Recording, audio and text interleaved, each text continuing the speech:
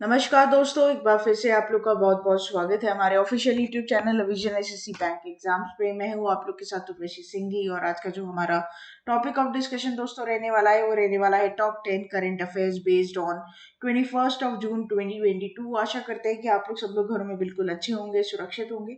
Session को start करने से पहले दोस्तों मेरी आप लोगों से एक छोटी सी रिक्वेस्ट रहेगी कि जो भी हमारे चैनल पर नया जुड़ा है या फिर वीडियोस को पहली बार देख रहा है, make sure that you hit the subscribe button. Also, don't forget to press the bell icon. Also, share this video with your friends as well. So, इतना ही नहीं दोस्तों, अगर आप लोग चाहते हैं कि सेशंस की पीडीएफ आप लोग को मिल जाए तो डिस्क्रिप्शन में जाकर लिंक की हेल्प से सेशन की पीडीएफ को भी आप लोग अवेल कर सकते हो। और साथ ही साथ आप लोग हमारा ऑफिशियल टेलीग्राम चैनल अविजन इंस्टीट्यूट के ग्रुप को भी जरूर ज्वाइन कीजिए। साथ ही साथ आप लोग डाउनलोड कर सकते हैं प्ले स्टोर पर अवेलेबल हमारा बहुत इजीली ऐप, ऑफिशियल ऐप, जहाँ पर आपको free video lectures, latest articles, daily quiz, daily current affairs, free mock test, GK capsule, job notification and 1000 plus online test, ये सारी चीजें उपलब्ध करवाई जाएगी बिल्कुल फ्री।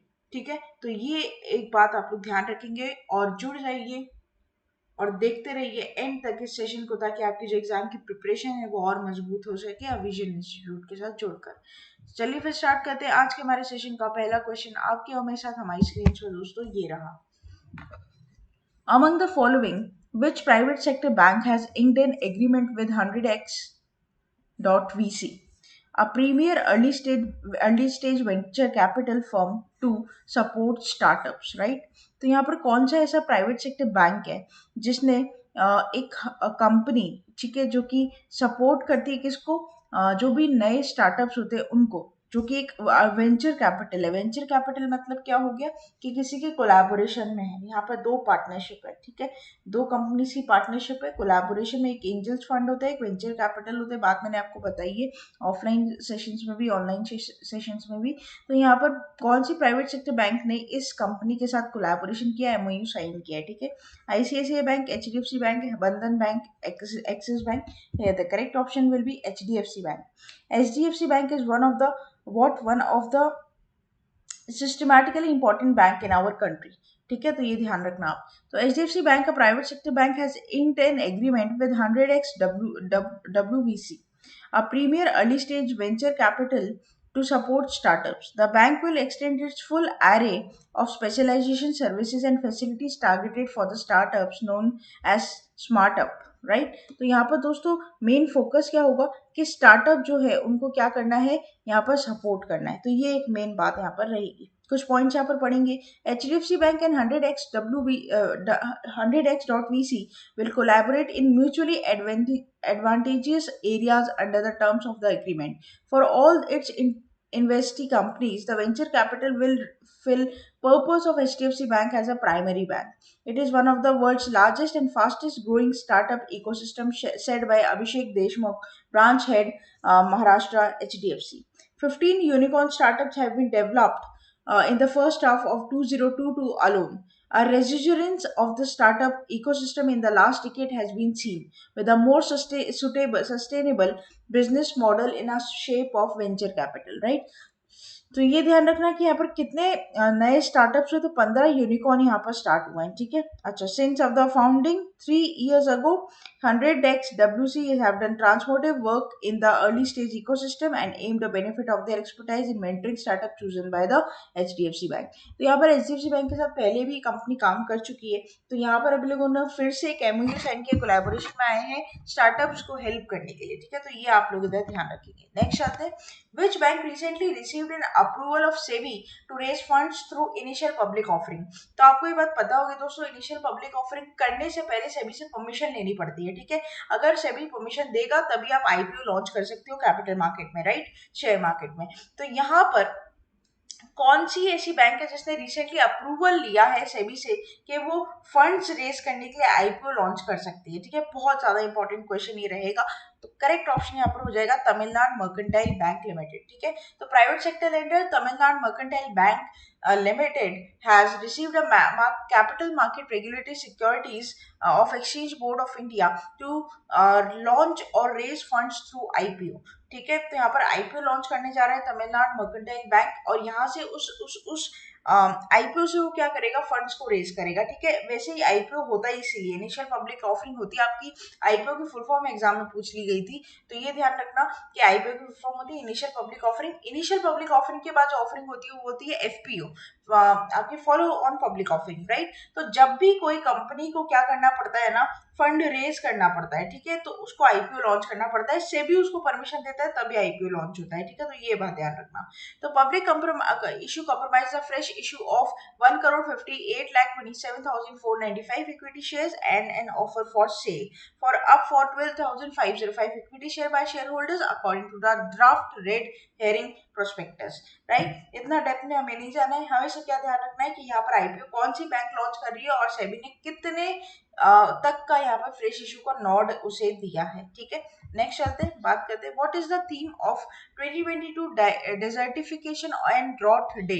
तो यहाँ पर आप लोग को थीम बतानी है किसकी, डेजर्टिफिकेशन एंड ड्रॉट डे की, ठीक है। तो ऑप्शन आप लोग के सामने है और करेक्ट हो जाएगा rising up from drought together, right. The world day to combat desertification and drought is observed on 17th of June each year to promote public awareness of the international efforts to combat desertification. The day offers a chance to recognize the land degradation. Neutrality is achievable through problem solving, strong community involvement, and cooperation at all levels. Theme क्या रहेगी, rising up from और drought together, right. तो theme जरूर याद रखना, ठीक है। Important day की अगर थीम दी गई रहती है, मैंने हमेशा बताया आप लोगों को थीम पर क्वेश्चन बनेगा ही बनेगा, ठीक है। तो ये ध्यान रखना। नेक्स्ट चलते हैं, which state's chief minister has launched the Inum Uthuzum scheme to bridge the learning gap occurred due to COVID-19 pandemic among the students? तो COVID-19 पैंडमिक की वजह से जो पढ़ाई में गैप आ गया था, ठीक है, उसको ब्रिज करेगा ये आपका जो प्रोग्राम लॉन्च किया गया है, जो स्कीम लॉन्च की गई है। कौन से चीफ मिनिस्टर ने इसे लॉन्च की बताना है आपको। ऑप्शन आप लोग के सामने करेक्ट हो जाएगा तमिलनाडु, राइट। नाम से भी कुछ कुछ आप आइडिया लगा सकते हो दोस्तों ऐसे स्कीम्स की, ठीक है। Tamil Nadu chief minister M K Stalin launch इनुम उत्सुम scheme to bridge a learning gap that was caused due to COVID-19 pandemic among students aged below 8. The scheme aims to ensure foundational literacy and numeracy by 2025, right.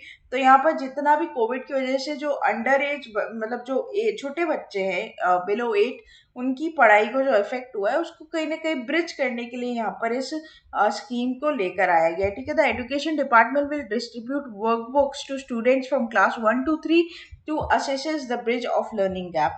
Last week, a special training program was conducted for teachers and handbooks were distributed. Teachers were advised to opt the interactive learning methods and encourage students to read newspaper and books in the school library. The state government has announced a new or slew programs for schemes of the academic of 22-23 with the motive of improve the quality of education in the state, right? तो यहाँ पर ये ध्यान रखने वाली बात है exam point of view से कि ये जो प्रोग्राम लॉन्च किया गया है ना, ये प्रोग्राम लॉन्च किया गया है वो एक लर्निंग गैप को फुलफिल करने के लिए किया गया है, साथ ही साथ किसने किया, नाम क्या है, ठीक है, और इसमें क्या ऑब्जेक्टिव है ये थोड़ा सा आप लोग ध्यान रखेंगे, तो ये आपके एग्जाम के लिए यहाँ पर इंपॉर्टेंट बन सकता है। नेक्स्ट चलते हैं, which airport has becomes India's first airport to launch a one of its kind vertical axis wind turbine and solar PV hybrid solar mill. Option आप लोग के सामने है और करेक्ट हो जाएगा Chhatrapati Shivaji international airport Mumbai, right. तो यहाँ पर Chhatrapati Shivaji Maharaj International Airport Mumbai has become India's first airport to launch a one of its kinds vertical axis wind turbine and solar PV hybrid to explore the possibility of utilization of wind energy at airport. With this, Mumbai will become the first city in the India to establish one of its kinds hybrid project of its at its airport, right? तो ये एक important बात यहाँ पर हो जाती है कि मुंबई जो है वो पहली ऐसी सिटी बन गया है जहां पर हाइब्रिड पावर प्रोजेक्ट चल रहा है, ठीक है। तो एक ध्यान रखना, मतलब विंड टर्बाइन भी चलेगा, सोलर पीवी हाइब्रिड भी चलेगा, तो मतलब पवन वायु और अग्नि मतलब सूरज देवता सॉरी, तो ये दोनों से यहाँ पर क्या हो जाएगा, यहाँ पर आप लोगों को electricity generate होगी basically. The sustainable initiative undertaken by CSMIE reduces the dependence of conventional electricity with propels its journey through net zero emissions. The fully integrated hybrid renewable energy project harness solar and wind emerge to produce electricity. The energy produced through its technology can be customized on a need-specific basis. It's easy to mount the technology on any mobile and static rooftop due to modular and scalable size, right? तो ये आप ध्यान रखना, simple बात है।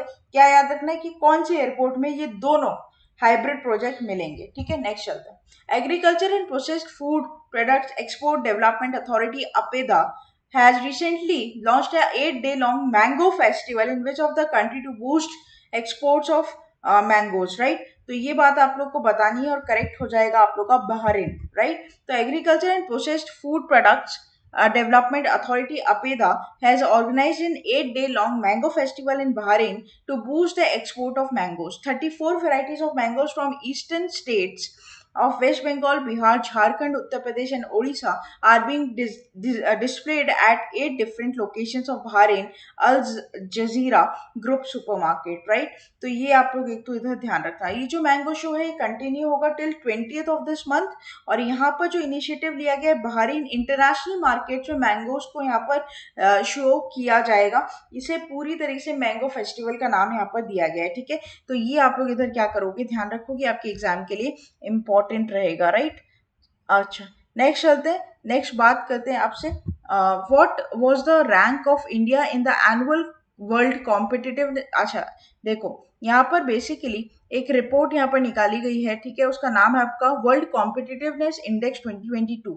अब ये release की है आईएमडी के द्वारा, और इसमें इंडिया की कौन सी रैंक है बताना है आपको, तो ये हो जाएगा 37th, राइट। तो India has been sharpest growth, India has seen the sharpest growth in the Asian economies, with the sixth position jump from 43rd to 37th rank on the annual World Competitiveness Index, right? तो यहाँ पर इस index पहले 43rd rank यहाँ पर India का आता था और यहाँ पर 37th रैंक आता है, ठीक है। तो सिंगापुर के यहाँ पर थर्ड है, Hong Kong fifth, Taiwan seventh, China 17th and Australia 19th, right. Next चलते हैं। Which company has invested $5 lakh in association with UN Women and Link Women project to create employment opportunities for women? कौन सा ऐसा association है? Option है आप लोग के पास, करेक्ट हो जाएगा लिंक्डइन, राइट। तो लिंक्डइन जो कि वर्ल्ड लार्जेस्ट प्रोफेशनल नेटवर्क है, वहां पर इन्वेस्ट किया गया है कम से कम 5 लाख, मतलब USD 5 lakh मतलब 3.88 crore rupees in partnership with the United Nations Women to advance women's economic empowerment. The project will launch a pilot in Maharashtra to cultivate digital, soft and employability skills of 2,000 women and present them with a range of career building opportunities through job fairs, mentoring sessions and peer-to-peer networks. The 3-year regional collaboration with digitally upskilled women, providing them greater access to jobs, equipping them to fully participate in the formal economy, right? तो ये ध्यान रखना कि UN women ने यहाँ पर create की employment opportunity और टाइप किया लिंक्डइन के साथ, ठीक है। थोड़ा सा फंड आउटले जरूर याद रख लेना। नेक्स्ट चलते, among the following who includes industrial decarbonisation summit 2022? Option आप लोग के सामने है, करेक्ट हो जाएगा Nitin Jairam Gadkari, right. In new Delhi, union minister Nitin Jairam Gadkari kicks of industrial decarbonisation summit, right. तो पढ़ते हैं इसमें क्या क्या पॉइंट्स इंपॉर्टेंट हमारे लिए हैं। Shri Nitin Jairam Gadkari, union minister of road and transport and highways, has stressed the importance in keeping a balance between ecology, environment and development. The minister stated that the future days we must improve our economy while also protecting the environment. He stated that green hydrogen is our top goal and that by using biotechnology we can boost the productivity of biomass and use biomass to generate bioethanol, bio-LNG and bio-CNG. He claims that using methanol and ethanol will reduce pollution. According to the minister, a targeted roadmap should be developed as well as proper research in order to minimize imports and increase exports. Right? तो यहाँ पर basically green energies की तरफ जाने के बाद green hydrogen top goal यहाँ पर रहेगा। इन्वायरमेंट को कहीं से नुकसान ना पहुंचे, ये सारी बातें करते हुए उन सारी चीजों को यूज करेंगे और रिड्यूस करेंगे पॉल्यूशन और मेथनॉल और एथेनॉल का यूज, राइट। ताकि जो in order to minimize the imports and increase the exports, right. Simple motive ये रहेगा कि मिनिमाइज करेंगे इंपोर्ट्स को, इंक्रीज करेंगे एक्सपोर्ट्स को, ताकि बैलेंस ऑफ ट्रेड क्या हो सके, सरप्लस में जा सके, ठीक है। नेक्स्ट चलते हैं last question of this session के ऊपर। भीमनागोड़ा सनगनागोड़ा पाटिल, ठीक है, थोड़ा सा नाम बहुत ही पेचीदा है यहाँ पर, तो आप बी एच पाटिल याद रखेंगे, ठीक है। Has been sworn in as Lokayukta of which of the following state? Options are there on your screen, correct will be Karnataka. आप यहाँ पर देख सकते हैं इनकी फोटो। फॉर्मर कर्नाटका हाई कोर्ट जज B S Patil has sworn in as Lokayukta of Karnataka. The government Thawarchand Gehlot administered the oath of the office in Justice Patel, Karnataka. Chief Minister Baswaraja Bommai, leader of opposition, Siddharth Maya, ministers in, right? तो ये ध्यान रखना, इनका नाम याद रख लेना। अगर पूछेगा तो सिंपल क्वेश्चन पूछ लेगा, ये लोकायुक्त किसको बना है कर्नाटका में, आपको नाम याद आ जाएगा, ठीक है। ये था हमारा पूरा टॉप 10 करंट अफेयर्स का सेशन। आशा करते हैं कि सेशन आप लोग को अच्छा लगा होगा। अच्छा लगा तो दोस्तों लाइक करना मत भूलिए, चैनल को तुरंत सब्सक्राइब कर लीजिए, बेल आइकन को जरूर प्रेस कर दीजिएगा और साथ ही साथ बने रहिए हमारे साथ आगे आने वाले और फ्रूटफुल वीडियोस के लिए। तब तक के लिए thank you so much and have a nice